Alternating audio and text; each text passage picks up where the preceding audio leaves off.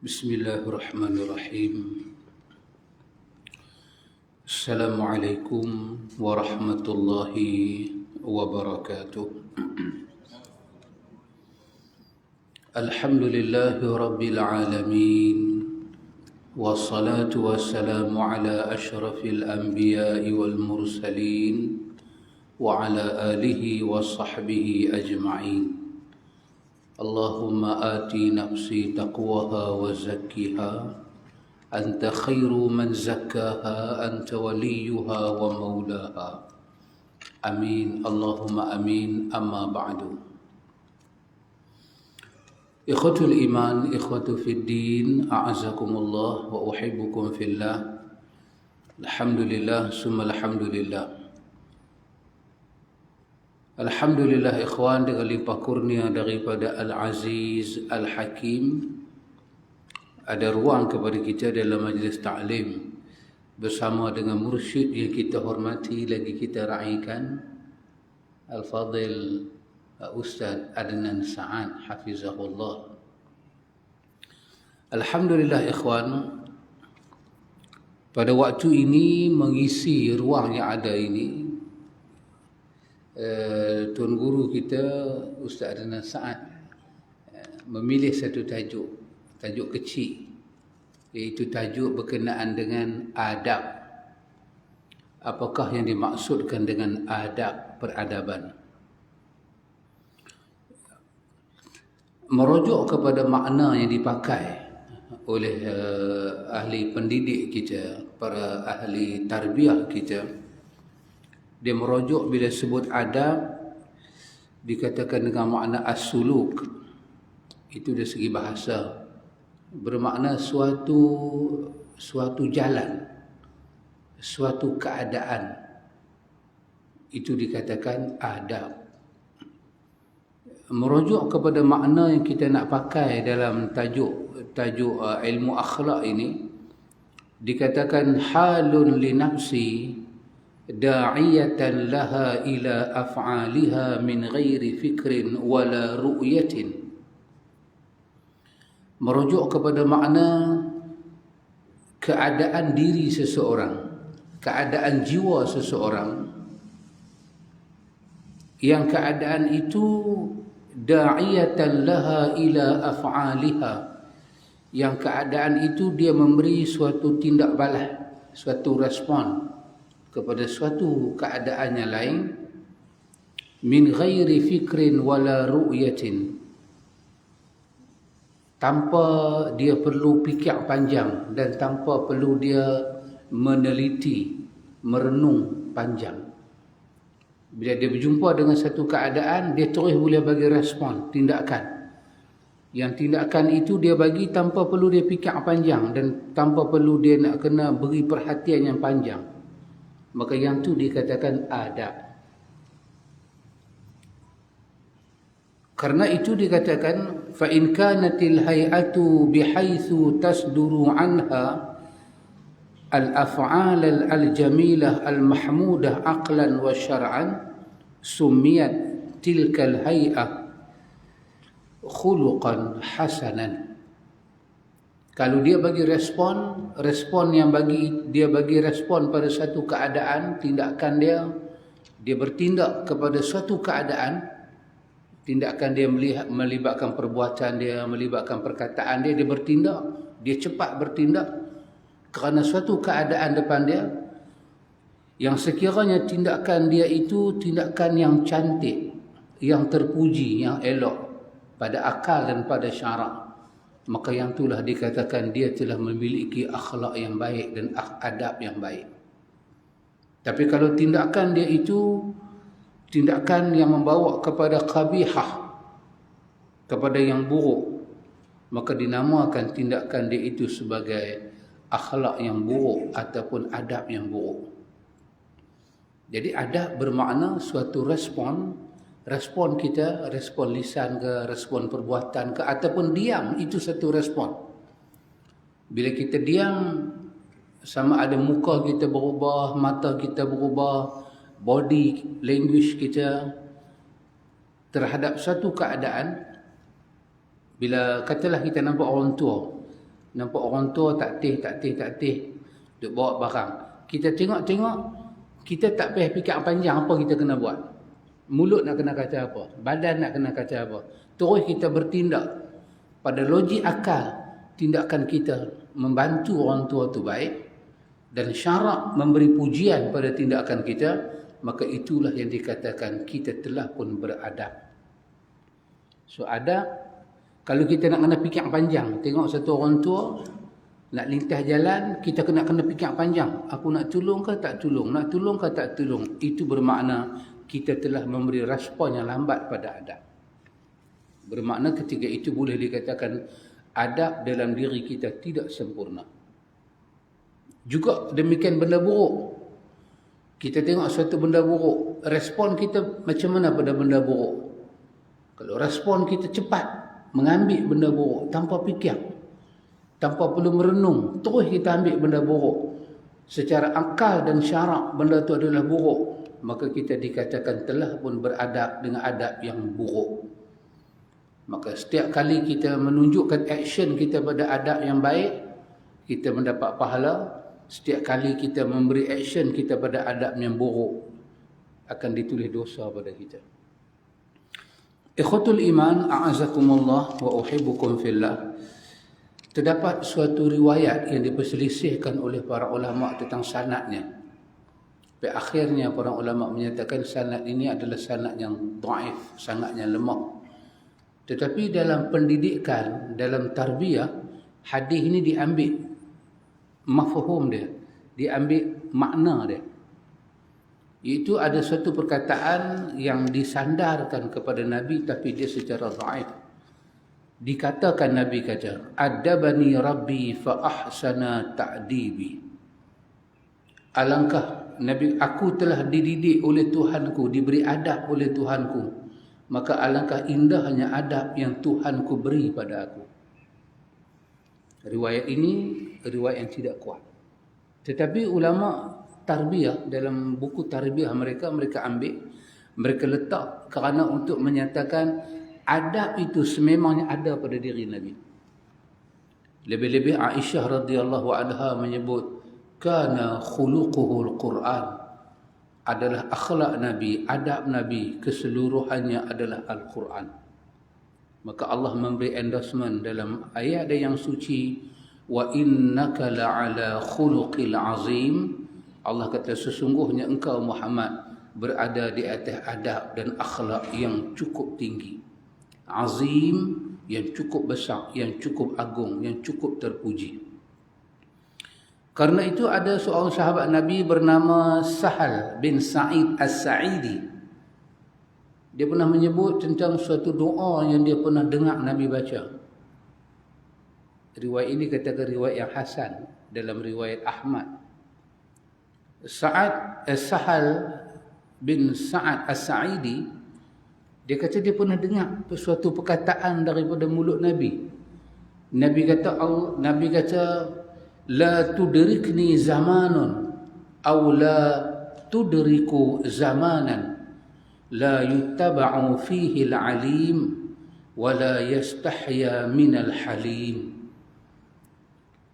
Nabi kata, janganlah kiranya, Nabi kata, aku berjumpa, aku bertemu dengan suatu keadaan ataupun suatu zaman.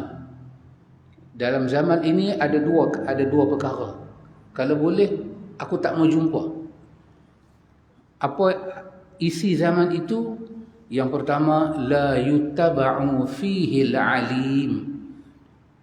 Orang alim, orang berilmu sudah tidak diikuti. Orang dengar cakap orang jahil, orang dengar cakap orang tak ada ilmu, orang ambil panduan daripada orang tak ada ilmu, sehingga dia memberi panduan yang salah, maka orang jadi salah. Maka orang yang berilmu dikatakan salah. Ataupun kenapa orang tak ikut orang berilmu? Kerana orang berilmu kesemuanya kunci mulut, tak cakap apa-apa, maka orang tak ikut. Maka zaman tidak diikutinya orang alim itu adalah zaman Nabi kata kalau boleh aku tak mau jumpa. Dan yang kedua, wala yustahya minal halim, zaman di mana orang tidak malu pada orang yang beradab tinggi. Halim, orang yang ada adab. sopan tinggi, maka tidak ada malu dah pada orang tu nak buat salah depan dia, tak hormat dia, tak mempedulikan akhlak dan maruah dia. Dan begitu dua keadaan ini kalau berlaku dalam satu zaman, itu adalah zaman yang cukup buruk. Zaman itu tidak baik. Kamu akan tengok pada zaman itu, qulubuhum qulubul a'ajim wa alsinatuhum alsinatul Arab. Mereka ada hati yang keras dan mereka ada lidah seperti lidah orang Arab, pandai bercakap, pandai mengelak, pandai buat helat, pandai menempih, tapi hati dia keras. Dia tak ikut orang alim dan mereka tidak malu pada orang yang mempunyai adab yang tinggi. Karena itu ikhwan a'azakumullah, dalam riwayat Ahmad hadis daripada Jabir, Nabi kita menyebut, innallaha lam ba'athani mu'allifa walakin ba'athani mu'alliman yasirra.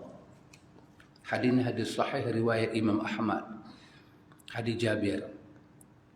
Nabi kata sesungguhnya Allah, innallaha Allah lam ba'athani mu'allifa. Allah tidak bangkitkan aku sebagai seorang Nabi yang tidak beradab. Tapi aku seorang Nabi yang beradab. Aku ada adab. Aku tidak keras. Aku tidak kasar seperti orang tidak beradab. Walakin ba'athani mu'alliman muyassira. Allah bangkitkan aku sebagai seorang pengajar yang sangat memberi kemudahan pada orang. Kerana aku cukup beradab. Karena itu ikhwan, setiap peradaban yang ada dalam agama ini telah pun disusun dengan baik. Maka kerana itu nak lihat kepada akhlak, lihatlah kepada peradaban. Kerana adab yang membentuk akhlak. Adab berkaitan dengan bagaimana kita berhubung, kita bermuamalah, tindakan kita, perkataan kita pada suatu keadaan. Kita sentiasa memikirkan tentang terpujinya tindakan itu di sisi syarak dan di sisi akal. Dia dipuji oleh syarak, dia dipuji oleh akal. Maka itulah makna adab secara bahasa, secara dunia pendidikan yang dapat kita ambil. Kemudian itulah yang kita akan pakai. Yang kita akan pakai, yang kita akan terjemahkan dalam semua bab dalam hidup. Ada adab makan, adab minum, adab tidur, adab bekerja, adab bangun tidur, adab berinteraksi dengan musibah. So kalau kita lambat berinteraksi dengan interaksi yang betul, kita dikatakan tidak ada adab atau tidak sempurna adab. Itu sebagai suatu muqaddimah, maka saya serahkan kepada mursyid kita, Ustaz Adnan Sa'ad. اللهم آت نفسي تقواها وزكها أنت خير من زكاها أنت وليها ومولاها. Alhamdulillah, kita syukur pada Allah dengan limpah kurnianya kita dapat bersama lagi dalam majlis ta'lim. Alhamdulillah, hari ini kita bercakap tentang adab. Sebenarnya dalam agama ni, adab ni dia mempunyai peranan yang sangat penting. Dia adab masuk masjid, adab masuk tandas, adab tidur, adab makan. Banyak tu, semuanya melibatkan adab. Jadi Al-Fadhil Tuan Guru kita, Ustaz Alim bin Hasan, Murabbi Mursyid kita, telah menerangkan tentang apa itu yang dikatakan adab. Kalau tindakan kita dengan bahasa, dengan perbuatan, kalau menunjukkan dia tindakan yang baik, maka itu diakui sebagai adab yang baik dan akhlak yang baik. Begitu juga sebaliknya antum.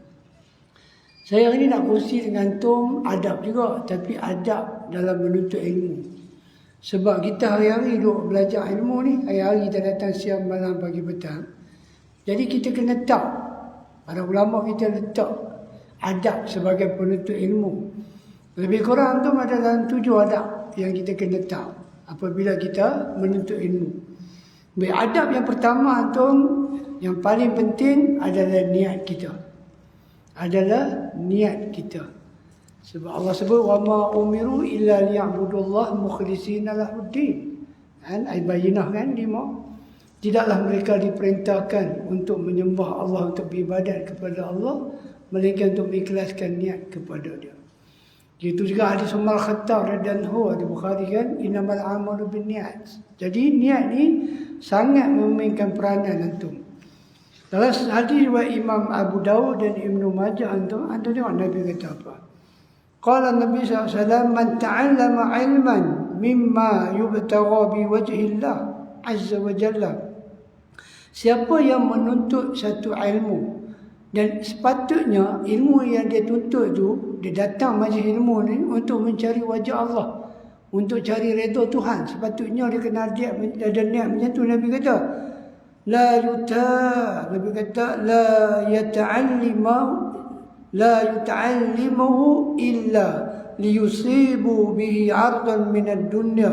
Tiba-tiba dia menuntut ilmu tu untuk mencari habuan dunia, ganjaran dunia tu. Ada tu orang macam ni. Apabila dia kerja di jabatan, satu jabatan, katalah kita kata jabatan agama, dan untuk dia naik pangkat tu dia kena ada lulusan luar negara, maka dia pun pergi belajar di luar negara. Dia belajar pun tak lama tu, dalam masa 2 minggu, 3 minggu, maka apabila dia balik dia dapat sijil daripada luar negara, contoh Indonesia, maka dia pun dapat naik pangkat. Sebab apa? Dia mengaji di luar. Benda ni berlaku tu. Benda ni berlaku. Sepatutnya dia mengaji tu untuk cari wajah Tuhan, tetapi dia mencari apa? Nabi kata dia mencari ardan minad dunya. Dia nak cari kesenangan dunia tu. Dia nak cari kehidupan dengan ilmu yang sepatutnya menuntut kerana Allah. Maka lam yajid arfal jannah. Antum, dia tidak akan dapat membau wangi syurga pun. Bukan masuk syurga. Bukan masuk syurga. Nak bau wangi syurga pun tak dapat itu. Sebab apa? Sebab nawaitu dia ketika menuntut ilmu tu telah hilang itu. Lari.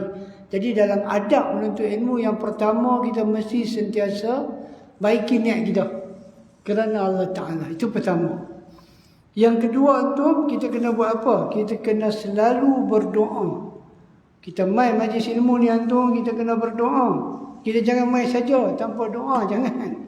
Jangan, kita kena sentiasa berdoa supaya kita dapat hafal ilmu tu, kita dapat ingat ilmu tu, dan kita dapat amal. Itu yang penting tu. Bila kita tak ada main majlis ilmu, sekadar main, tak doa, minta Allah Ta'ala bagi kekuatan untuk kita amal, maka ilmu tu takat ni untuk kita balik, kita tak apa. Sebab tu Allah Ta'ala sebut tu dalam surah Taha ayat 114. Yang ni Nabi doa tu. Nabi kata apa? Wa qala rabbi zidni ilma. Ya Allah, ya Tuhanku, tambah kepadaku ilmu. Tengok. Nabi doa tu. Nabi minta supaya ditambah ilmu. Kita datang majlis ilmu dan kita tak pernah doa. Sedangkan ini majlis yang penuh barakah. Majlis yang doa kita akan dikabulkan. Malaikat ada tu. Majlis kita kena doa. Dan Nabi selalu baca doa tu di dalam riwayat Imam Tirmizi dan juga Ibnu Majah. Dan hadis ini disahihkan oleh Albani tu. Tengok apa Nabi doa. Nabi doa, Allahumma anfa'ni ma'allamtani. Ya Allah, bagi manfaat pada ilmu yang apa yang kau ajarkan pada aku. Tengok. Sekurang-kurang kita doa dalam bahasa Melayu. Kalau kita tak tahu bahasa Arab, ya Allah, aku datang majlis ta'lim ni, majlis ilmu ni. Bagilah ilmu yang aku dapat ni, ilmu yang bagi manfaat pada aku. Kita minta tu. Kita minta kepada Tuhan. Dan Nabi kata, wa'allimni ma yanfa'uni. Dan ajarkanlah aku ilmu yang bermanfaat. Ilmu yang bermanfaat. Ada ilmu tak ada manfaat tu.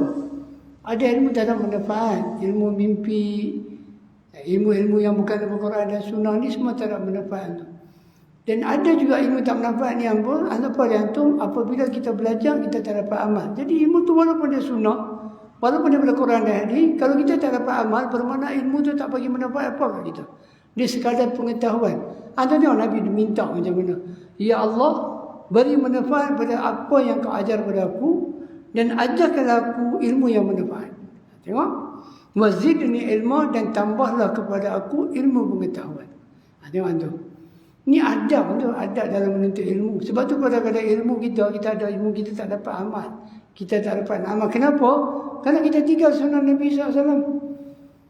Doa ni Nabi yang minta. Quran rakam, hadis rakam, Nabi minta tu. Nabi minta supaya dia diberi ilmu yang manfaat. Allah. Besar ni antum. Besar ni benda ni.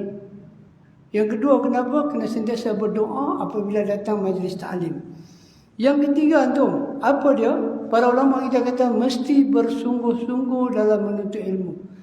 Dia tak boleh sambil lewat antum. Sambil lewat dia tak pergi ke mana. Ilmu ni kena makan masa lama tu, masa yang panjang, tenaga yang banyak untuk kita dapat ilmu antum. Tengok. Nabi sebut dalam hadis Imam Baihaqi, Nabi kata apa? Nabi SAW sebut dua orang yang rakus dan tak pernah kenyang. Ada dua orang ni dia kena rakus, dia kena sungguh-sungguh dan dia tak boleh kenyang. Apa dia antum? Satu, orang yang rakus terhadap ilmu dan tak pernah kenyang. Kita kena jadi orang yang macam ni antum. Dengan ilmu ni tak pernah rasa cukup. Kalau kita rasa ilmu kita cukup, itu dia main malas dah. Banyak benda dah tahu dah. Dah. Dengan ilmu ni para ulama kita kata, Nabi kata kena rakus. Rakus macam mana? Tak pernah kenyang dengan ilmu. Banyak lagi kita tahu ni, banyak lagi kena mengaji. Dia akan membina semangat kita. Satu. Yang kedua antum sama, rakus terhadap dunia dan tak pernah kenyang. Orang yang rakus terhadap dunia, dia akan hambat dunia yang untuk kehidupan dia. Siang malam pagi petang dia tamak dunia. Maka dia terlepaslah. Apa dia?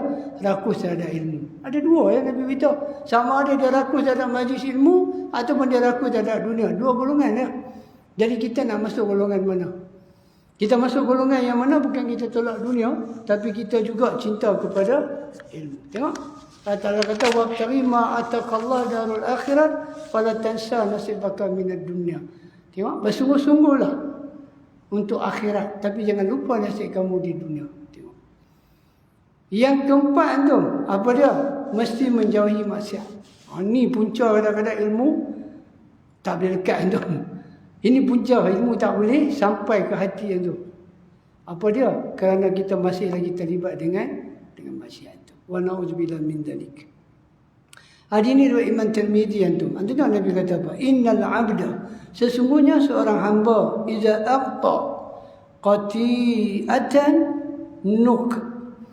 nukitat fi qalbihi nuqtau sauda. Satu orang hamba apabila dia buat satu dosa, maka telah lekatlah satu titik hitam dalam hati dia. Antum, bila kita buat satu dosa, tiba-tiba kita tak istighfar, melekat titik hitam.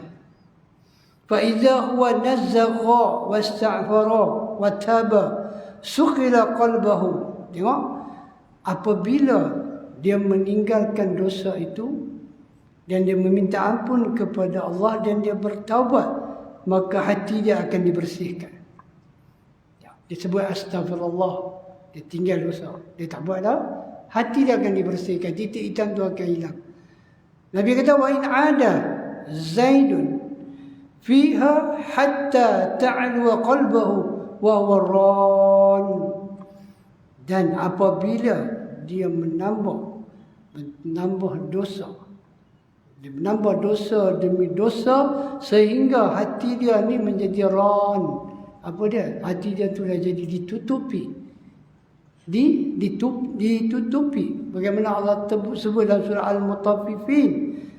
Apa Allah Ta'ala kata? Wa kalla barrana ala qulubihim ma kanu yaksibun. Tengok. Bahkan kenapa hati mereka tu ditutupi menjadi gelap?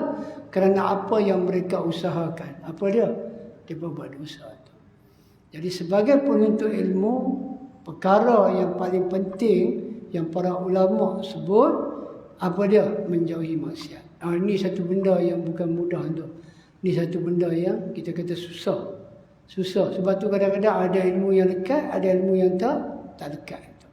InsyaAllah tu saya ingat setakat ni dulu antum ada lagi. Ustaz tu saya habiskan pula tu.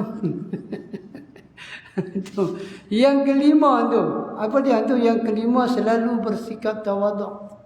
Selalu bersikap rendah diri tu. Kita orang yang ada ilmu ni tu, orang yang Allah bagi ilmu ni, kita kena ada sikap apa? Sikap tawaduk. Sikap rendah diri tu. Bukan lagi banyak ilmu lagi tambah sombong. Tak.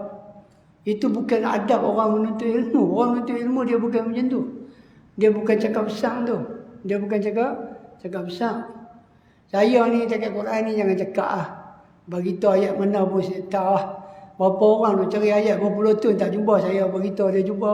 Oh, cara cakap oh. Cara cakap oh. Tangan tu kita kena tawaduk, rendah diri. Tengok. Kata Imam Mujahid, apa dia kata? La yata'allam al-ilma mustahyin wal musta'bir. Dan hadis ini adalah hadis Bukhari secara mu'allaq. Dia kata bukanlah seorang penuntut ilmu ni dia ada rasa malu-malu untuk bertanya tentang ilmu. Dia malu. Dan bukanlah orang yang sombong. Ini bukan penuntut ilmu. Penuntut ilmu ni dia tak boleh malu tu. Para sahabat Nabi, sahabiah tanya kat Nabi tentang haid. Sampai Aisyah kata tak tengok muka Nabi.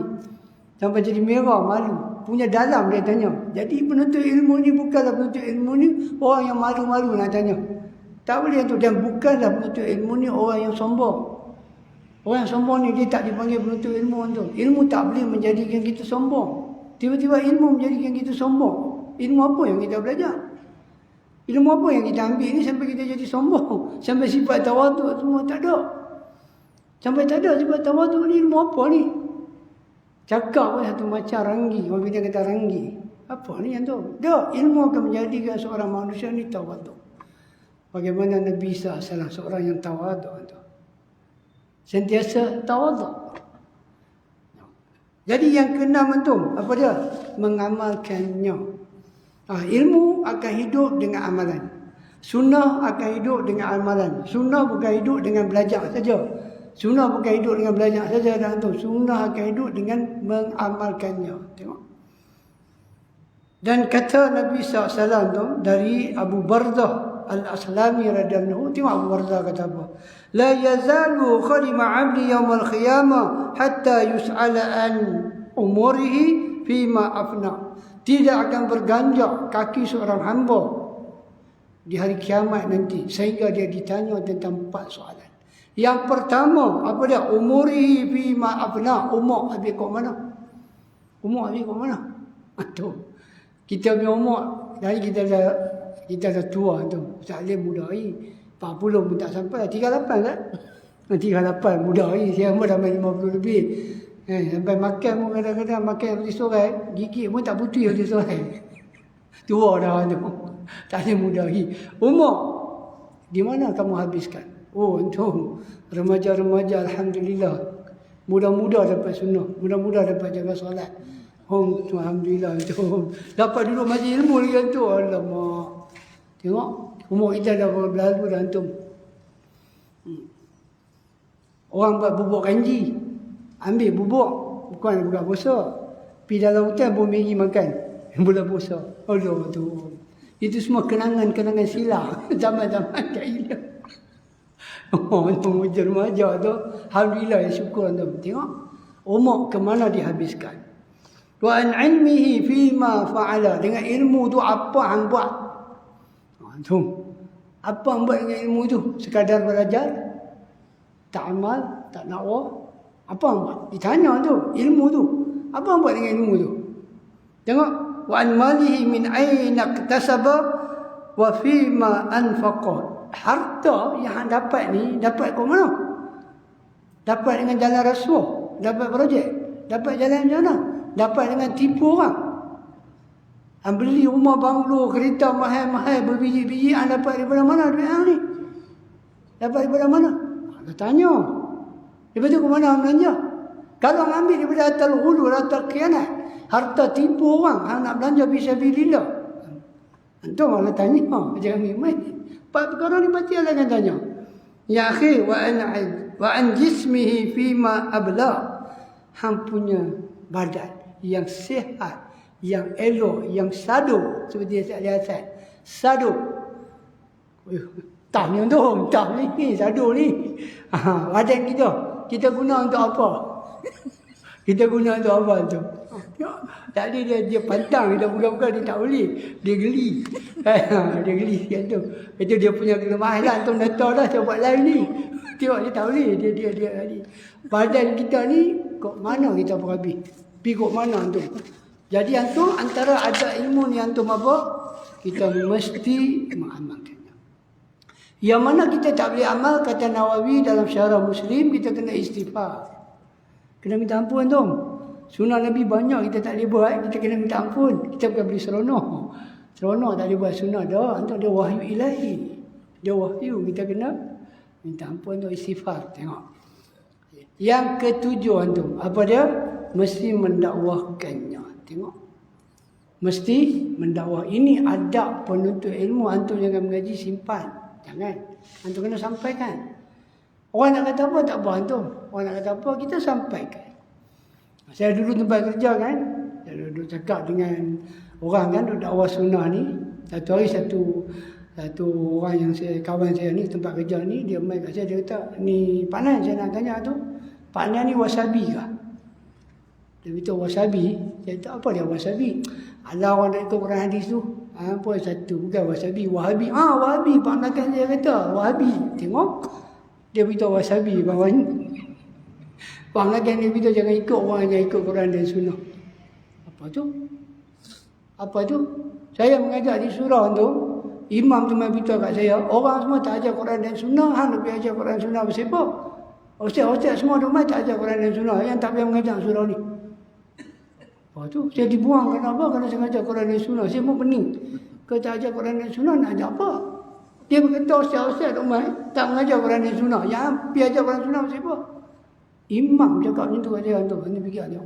Jadi saya dibuang daripada surau tu. Jadi saya tak boleh beritahu lah surau mana. Tapi punca dia buang saya ni kenapa? Saya mengajar Quran dan Sunnah. Alamak. Saya tak tahu ustaz mengajar apa. Saya pun tak tahu. Kalau yang fikir pening. Betul-betul Pak Mengakan saya kata jangan ikut orang yang ajar Quran dan Sunnah. Apa tu? Apa yang tak kenal dengan Quran dan Sunnah ni? Saya pun tak tahu. Tengok Allah Ta'ala sebut dalam surah Tahrim ayat 6. Ya ayyuhallazina amanu qu anfusakum wa ahlikum nara.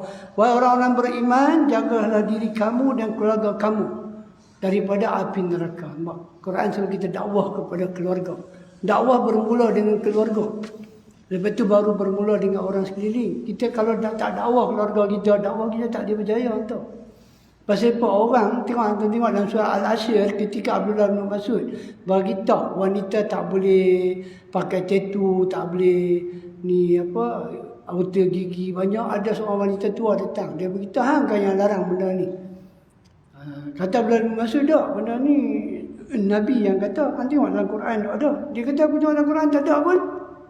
Kata Abdullah bin Mas'ud, bukankah ada ayat wa ma atakumur rasul faquduhu wa ma nahahum ankum fantahu. Apa Nabi suruh buat, apa Nabi suruh tinggal larang.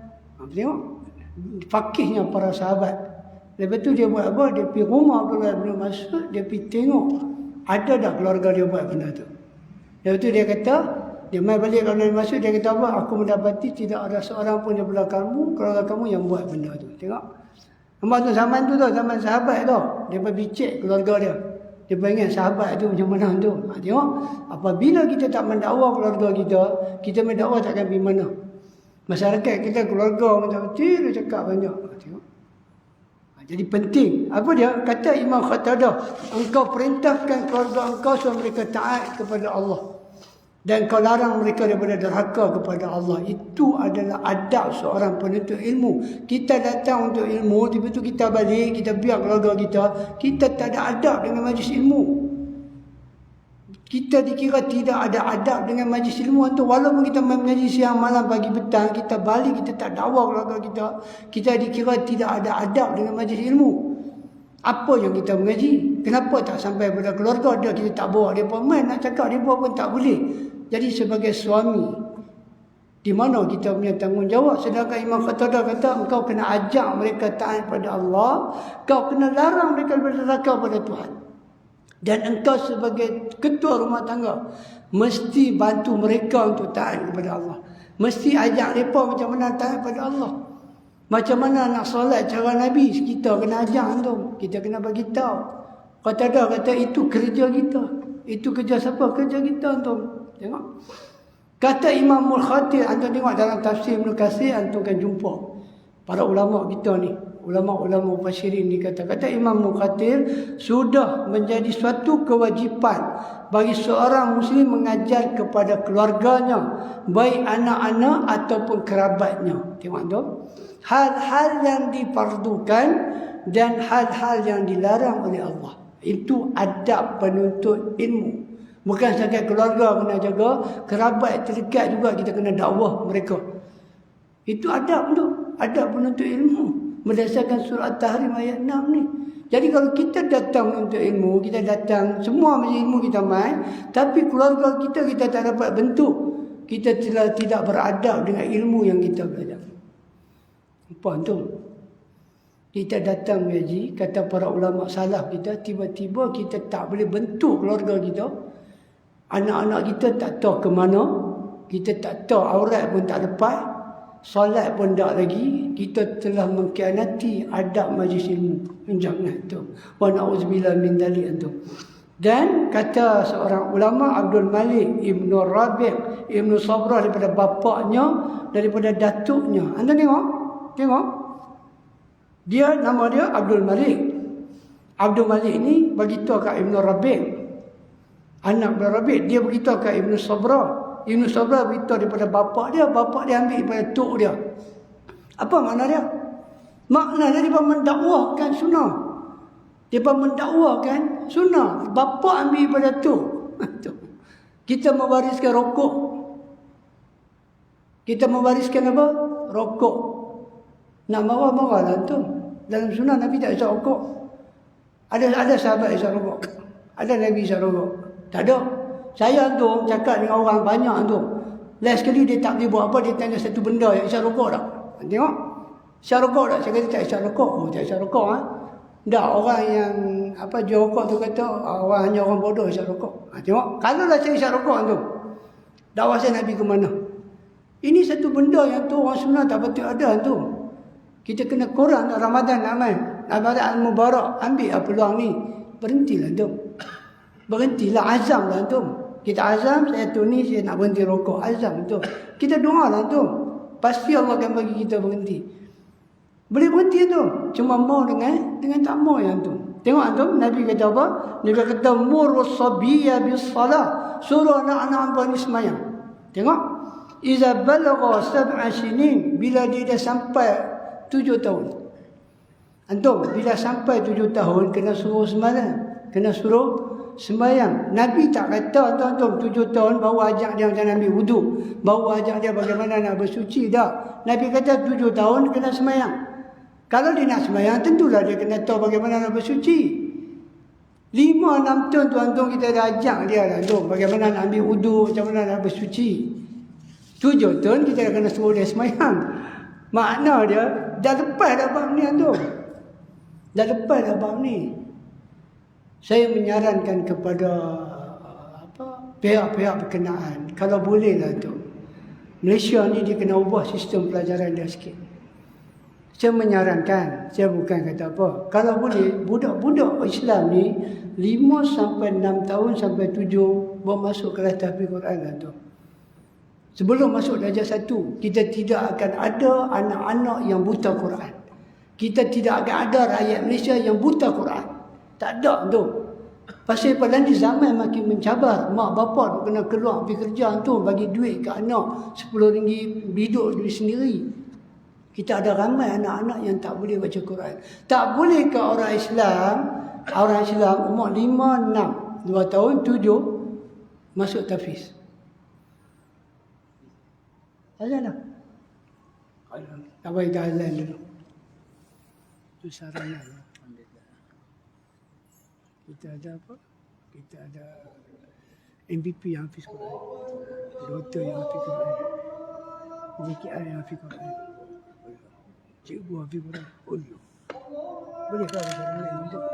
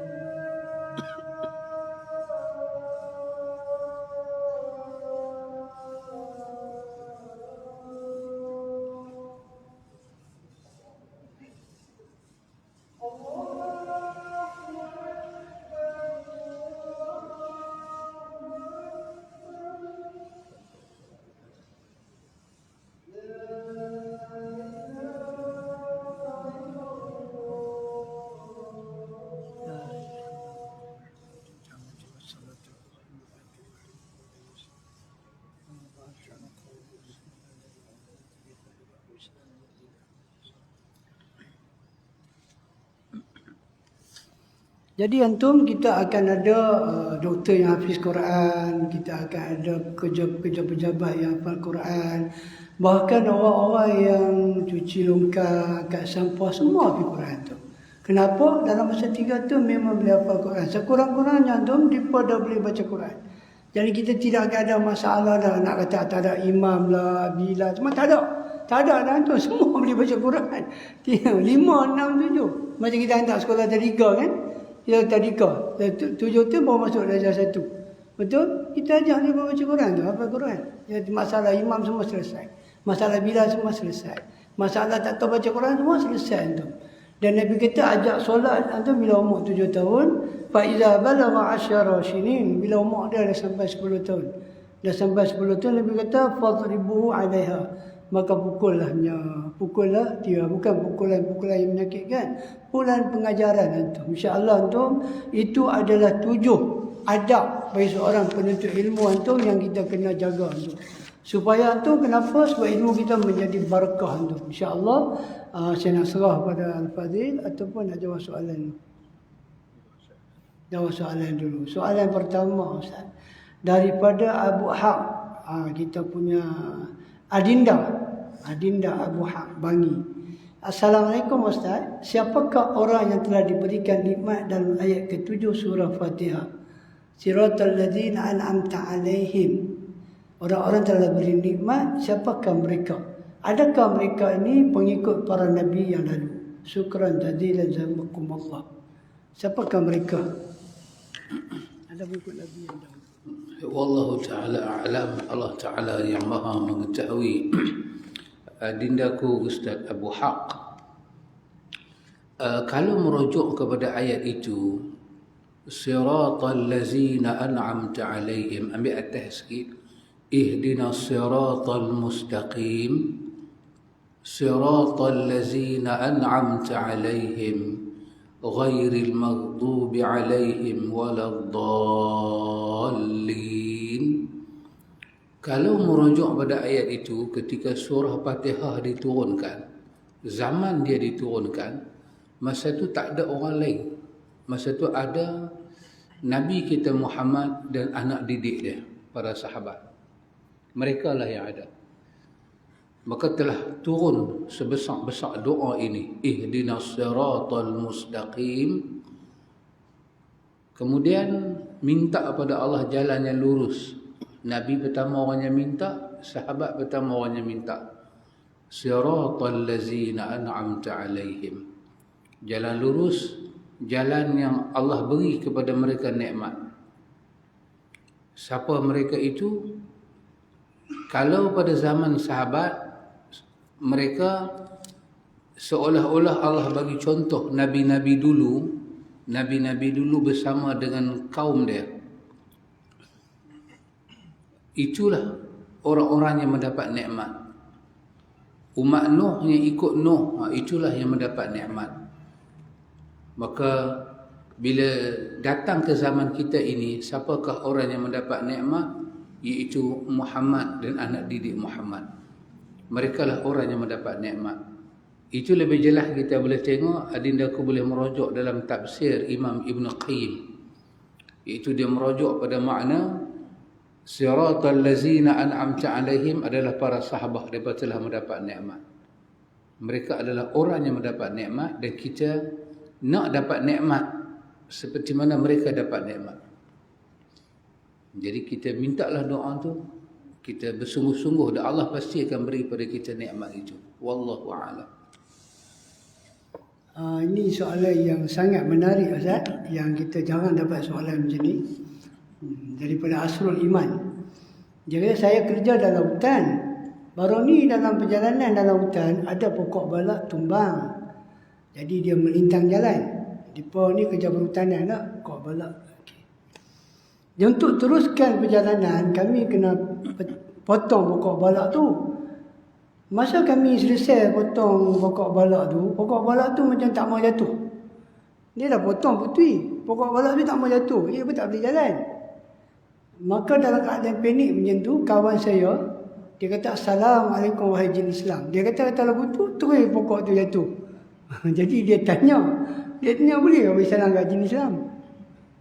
Pasal dia kata tak beri salam tak mau jatuh. Kawan dia kata, kenapa beri salam kat siapa ni? Dia kata beri salam kat jin Islam. Jadi soalan dia, bolehkah beri salam macam tu? Adakah? Wallahu ta'ala a'lam, Allah Ta'ala yang maha mengetahui. Jadi soalannya, bolehkah bagi salam pada jin Islam? Itu soalannya. Pertama, kalau confirm, memang kita tahu jin tu ada, bolehlah bagi salam. Tak salah bagi salam. Sebab ada riwayat dalam Adabul Mufrad. Imam Bukhari, bila kita masuk rumah kosong, Assalamualaikum ya ibad, Assalamualaikum ya ibadillahi salihin.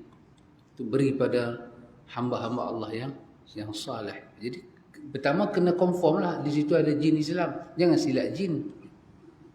Yang kedua, kita tak tahu dia jin Islam ke, kita tak nampak dia. Kan? Memanglah pokok-pokok dalam hutan ni jin memang mainan jin. Orang pernah tebang pokok balak, biasa pokok balak putih. Dia tak tumbang. Putih dah. Dia potong putih daripada tanah. Nampak lagu tu. Tapi tak jatuh. Dia duduk menari. Tudung periuk dari. Jin ni kau aja. Dia suka kacau kita. Nakal dia. Dia pun kamjat juga. Dia kacau. Jadi kita tak tentu. Tak tentu Allah. Kalau confirm dia jin. Memang ada. Memang jin Islam. Kita tahu dia jin Islam. Boleh. Assalamualaikum. Bagi salam sajalah. Bukan kata tumpang lalu anak cucu ni bodoh. Memang bodoh. Itu semua tak ada. Bukan minta tolong. Maka kalau sekadar itu sahaja, maka tidak ada apa-apa larangan. Wallahu'alam. Sahabat kita daripada Singapura lah. Dia beritahu daripada kecil, mak dia ajar. Mak dia kata kalau boleh lepas semayang, lipat sejadah. Jadi dia tanyalah kat mak dia, kenapa kena lipat sejadah lepas semayang? Mak dia kata, kalau tak lipat, syaitan main kencing. Ada hadis macam tu ke dalam Islam? Wallahu ta'ala alam, Allah Ta'ala maha mengetahui. Pertama, syaitan kencing. Pertama, perkataan syaitan kencing. Perkataan syaitan kencing ini memang ada dalam hadis Nabi sebut. So Nabi pernah menyebut syaitan kencing, syaitan makan, syaitan muntah, syaitan tidur. Bahkan Nabi menyebut min nafkhihi wa nafthihi wa hamzihi. Syaitan boleh meludah, dia boleh meniup, dan dia boleh mencekik. Nabi telah gambarkan lagu tu. Dan dia boleh muntah. Itu kesemua memang ada. Itu perbuatan syaitan. Cuma bila kita sejadah tu tak gulung, dia main kencing, yang tu tak tahu. Tak ada riwayat. Jadi kalau memang sejadah tak gulung tu, kita tengok ada yang kencing sungguh. Panggil cucu tak kencing pakai pampers. Panggil Tok Wan memang tak kecil lama dah. Tak tahu siapa kecil.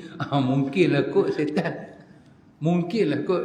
Tapi kerana tak tutup sejadah tu, setan memang confirm kencing, yang tu tak ada. Yang tu mak dia duduk ranjau dia. Ni pun satu kamjat juga.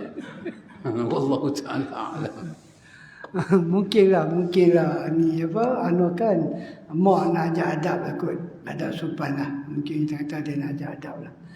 Daripada Abu Faqih, bolehkah Ustaz terangkan tentang isu ghulu terhadap guru sehingga membawa kepada kefahaman konsep adab yang salah dan ilmu yang menyimpang? Dia terlampau fanatik ghulu terhadap guru dia sehingga akhirnya ilmu yang dia belajar itu jadi menyimpang, adab juga tak sama dengan Quran dan Sunnah. Bolehlah Ustaz beri penerangan sikit? Wallahu ta'ala a'lam, Allah Ta'ala maha mengetahui. Siapa tanya? Abu Faqih. Allah yang maha mengetahui. Kalau kita lihat dalam riwayat, kita akan jumpa perkataan Anas bin Malik. Dia kata, kami cukup sayang kat Nabi. Tak ada orang yang kami sayang. Kami sayang sungguh kat Rasulullah. Tapi bila Rasulullah lalu, tak ada seorang pun daripada kami yang bangkit berdiri.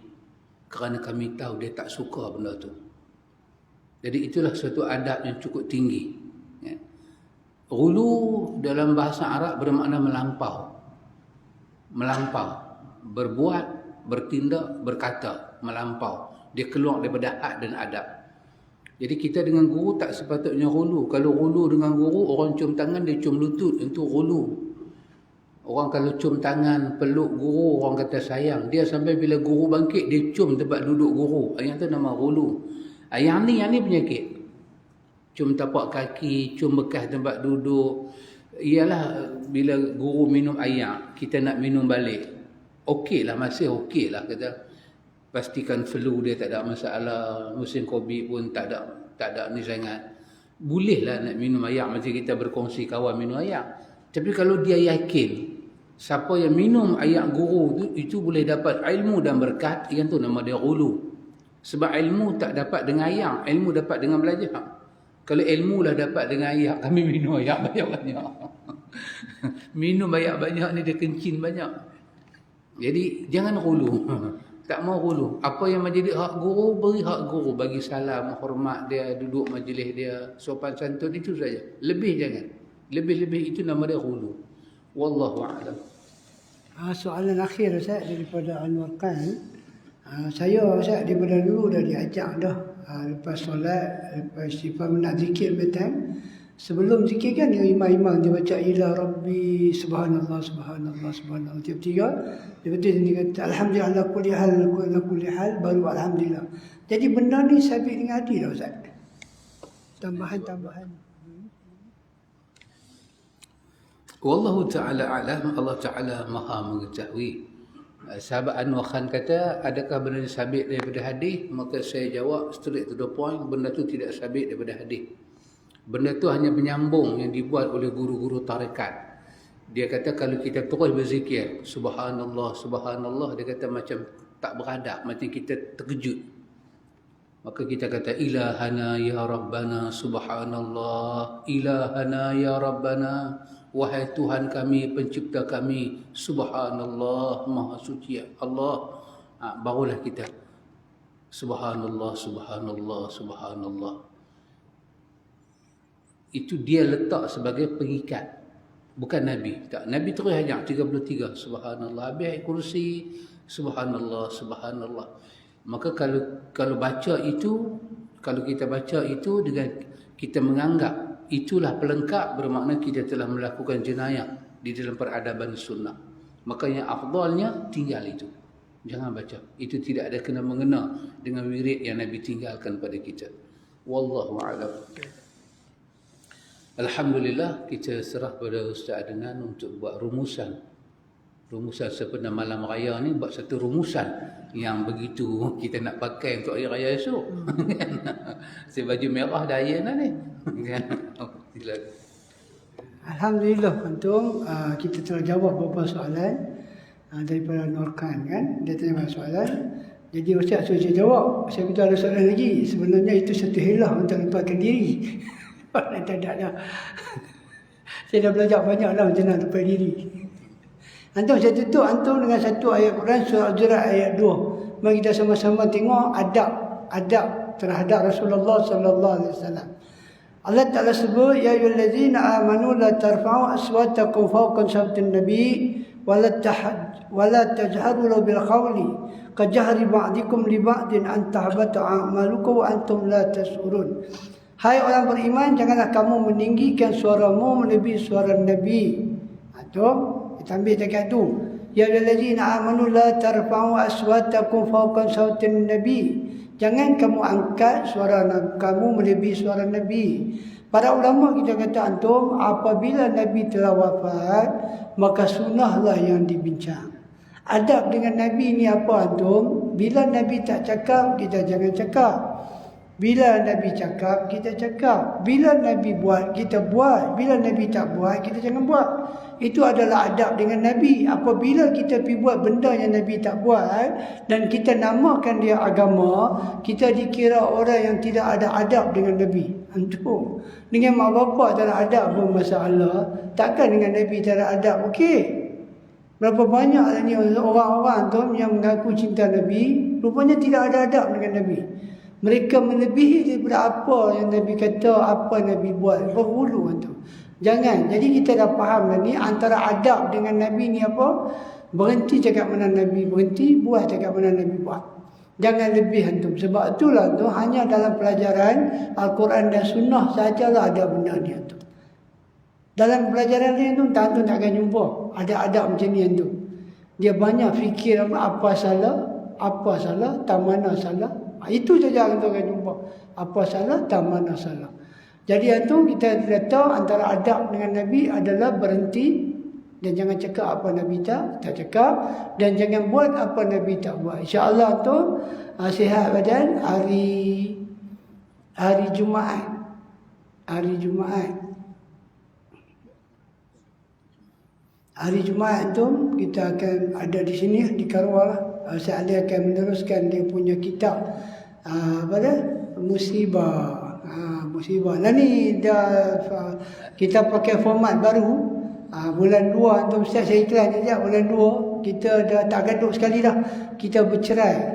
Kita berpisah sementara yang tu. Ustaz Ali dengan kuliah dia, saya dengan kuliah saya. Mulai bulan 2 kita telah mendapat arahan daripada orang atasan tertinggi bicara hati. Jadi kita terpaksa ikut antum. Kita terikat dengan MOU. Kita terikat dengan MOU. Jadi Ustaz Ali akan baca kitab dia. InsyaAllah tu hari Rabu minggu ketiga. Kita akan duduk kembali minggu ketiga, Rabu minggu ketiga antum kita akan ada bual bicara santai, bicara hati insya-Allah. Esok Ustaz Alim di saya di Gelugok. Saya baca kitab sifat solat dan wuduk Nabi. Ustaz Alim buat daurah di insya-Allah antum. Dia channel bicara hati lah tu insya-Allah. Kita tutup dengan tasbih kifarah dan selawat pada Nabi. Subhanallah.